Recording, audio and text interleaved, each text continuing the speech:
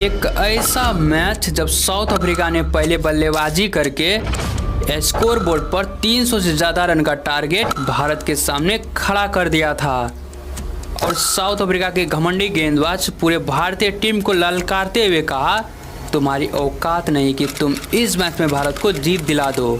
धोनी, विराट, रैना तो आउट हो गया, लेकिन उस दिन रोहित शर्मा ने मैदान में एक ऐसा तांडव मचाया जिसे देखकर आपके होश उड़ जाएंगे।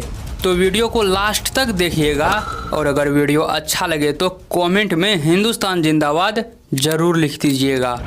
यह साल था 2015 की, जब पूरे साउथ अफ्रीका की टीम भारतीय भूमि पर कदम रखा था और यह सीरीज का पहला ही मैच था जो कानपुर के क्रिकेट ग्राउंड में खेला जा रहा था।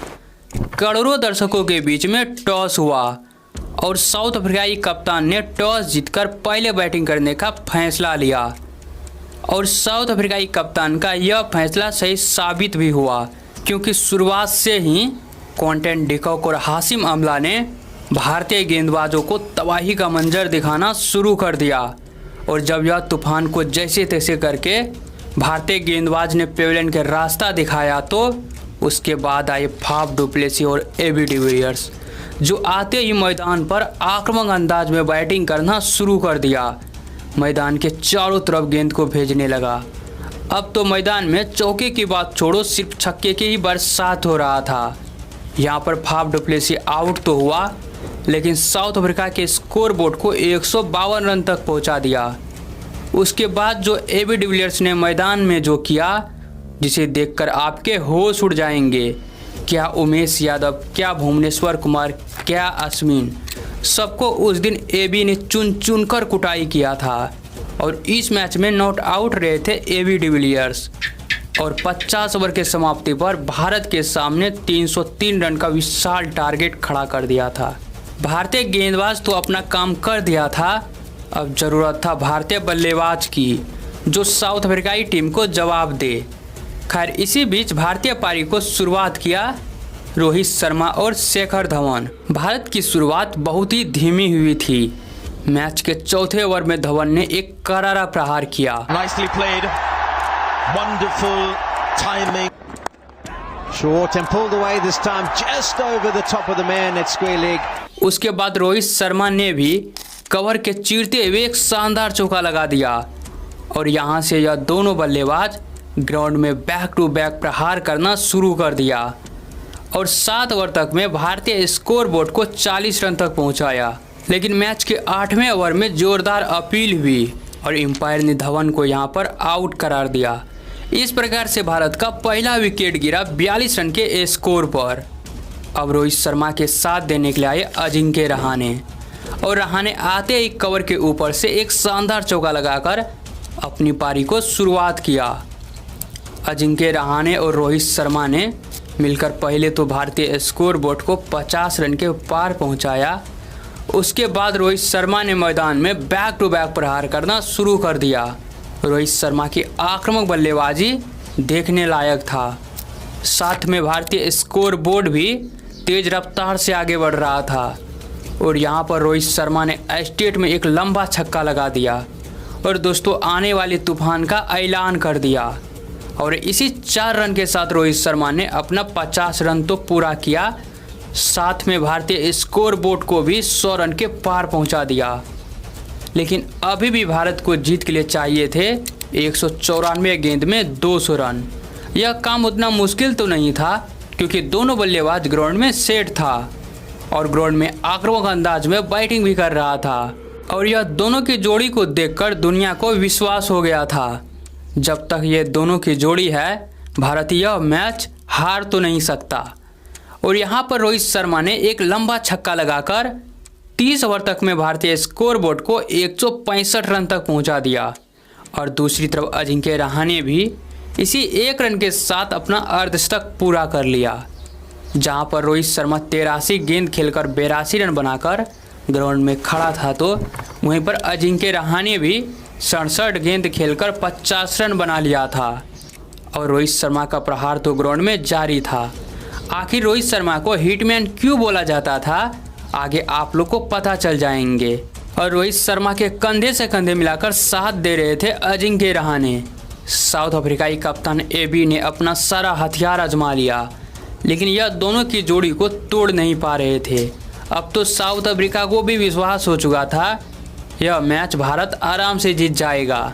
लेकिन तभी आते हैं फरहान बेहतरीन, जिन्होंने अजिंक्य रहाणे को पेवेलियन के रास्ता दिखा दिया और इस प्रकार से भारत का दूसरा विकेट 191 रन के स्कोर पर गिरा। इस मैच में अजिंक्य रहाणे 60 रन के योगदान दिए थे। अब रोहित शर्मा के साथ देने के लिए आए विराट कोहली और यहाँ पर रोहित शर्मा ने स्ट्रेट की दिशा में गेंद को भेज दिया और 3 रन लेकर पहले तो अपना शतक को पूरा किया। लेकिन दोस्तों अभी भी भारत को जीत के लिए चाहिए 88 गेंद में 105 रन और यह मैच की कहानी अब यहाँ से पूरी तरीके से बदलने वाली थी, क्योंकि यहाँ पर विराट कोहली भी महज 11 रन बनाकर आउट हो गया। अब 40 ओवर के गेम समाप्त हो चुका था और भारतीय टीम का स्कोर था 214 रन। अभी भी भारत को जीत के लिए चाहिए थे आखिरी के 10 ओवर में 88 रन। रोहित शर्मा का प्रहार तो ग्राउंड में जारी था और उसके साथ दे रहा था Mahendra Singh Dhoni. What a time to pull out. Enough to hit it behind square. Just short of. Fielder there slips. Makes a desperate diving effort. Thought from A.B. de Villiers in particular that this might be taken by Rabada on the boundary.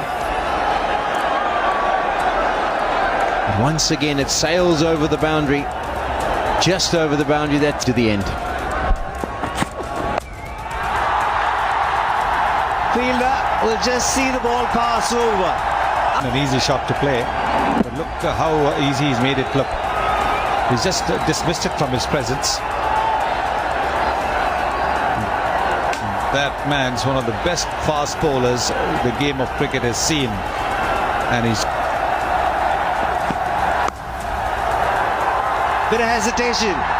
He goes through with a single. Magnificent batting. 150 for Rohit Sharma. yes, he had pushed the ball a little hard, so wasn't sure whether the single was on. Soft dismissal. There's the return catch. He checked his shot. 47th over, 269 for 4 in the 47th. So many of those shots over the years. Enemy the googly.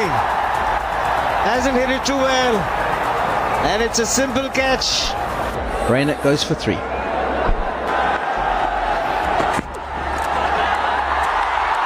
Well played. Under pressure. It makes it an outstanding shot. 7 required from 3 deliveries. Pressure on the fielders and the deep as well. On the batsman. Discussed it with his captain. Will he continue with it?